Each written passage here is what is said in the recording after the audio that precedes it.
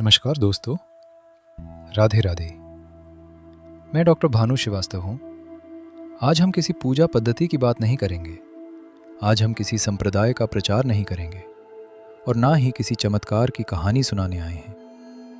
आज हम बात करेंगे एक ऐसी मानवीय क्रिया की जो मंदिर से भी पुरानी है, धर्म से भी व्यापक है और विज्ञान से टकराती नहीं बल्कि उसे छूती है। उस क्रिया का नाम है नाम जप। और उसी नाम जप से जुड़ा एक शब्द जो आज हमारी साधारण बोलचाल में बहुत सहजता से उतर आया है, राधे राधे।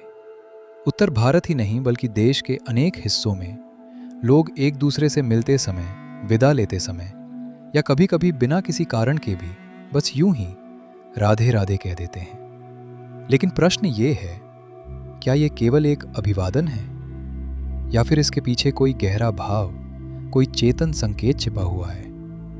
क्या हम ये शब्द समझकर बोलते हैं या केवल इसलिए क्योंकि ये प्रचलन में है? अब यहां से हम भावुकता छोड़ते हैं और स्पष्टता की ओर चलते हैं। सबसे पहले समझिए, नाम कोई साधारण शब्द नहीं होता। नाम ध्वनि का एक विशिष्ट पैटर्न है जो मस्तिष्क में स्मृति, भाव और अर्थ तीनों को सक्रिय करता है। विज्ञान इसे कहता है साउंड एनकोडिंग और भारतीय परंपरा इसे कहती है नाद। यही कारण है कि अपना नाम सुनते ही व्यक्ति चौंक जाता है, माँ का नाम सुनते ही भाव बदल जाते हैं और प्रिय का नाम सुनते ही हृदय गति तक बदल जाती है, क्योंकि नाम सीधे चेतना को स्पर्श करता है। अब जप क्या है? जप का अर्थ है एक ही ध्वनि को बार बार लय में और चेतना के साथ दोहराना।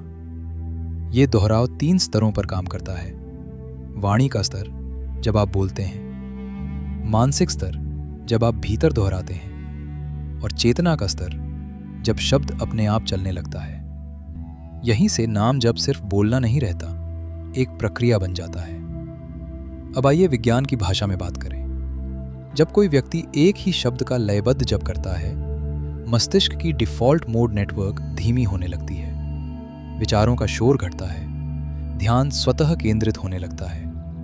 EEG और MRI अध्ययनों में पाया गया है कि जप करने वाले व्यक्ति के मस्तिष्क में अल्फा और थीटा तरंगें बढ़ती हैं। यही तरंगें शांति, सृजनशीलता और भावनात्मक संतुलन से जुड़ी होती हैं। श्वास भी बदलती है। नाम जप सामान्यतः धीमी, नियंत्रित श्वास के साथ होता है। इससे तनाव हार्मोन कॉर्टिसोल घटता है, सेरोटोनिन और डोपामीन संतुलित होते हैं, हृदय गति स्थिर होती है।